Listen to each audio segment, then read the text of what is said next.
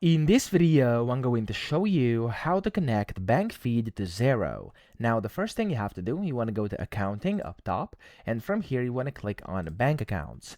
Now, in here, you want to click on add a bank account here in the top right, and when you do so, you'll be able to then add your bank account. So here you can select your account. Of course, there's many different ones. Select the one that's relevant to you. I'm going to click, for example, this one over here, and then of course, you'll have to set it up, you'll have to sign in, etc. So for example, over here, I'm going to continue and log into bank. Of course, you could do continue without bank feed as well, but I'm going to continue and log into bank. And when you do this, it's going to prompt you to basically sign in. For me, I don't have the permission right now. That's because I'm on this demo company. But of course, you would have to sign into your account. And whenever you do that, you'll be able to set the start date and then finish. And that's all you have to do. That's how to connect your bank feed to Xero. Just make sure you actually select the correct bank and then of course sign into your actual account and you are good to go. So I hope this video helped you out. If it did, please subscribe to the channel and help me out as well.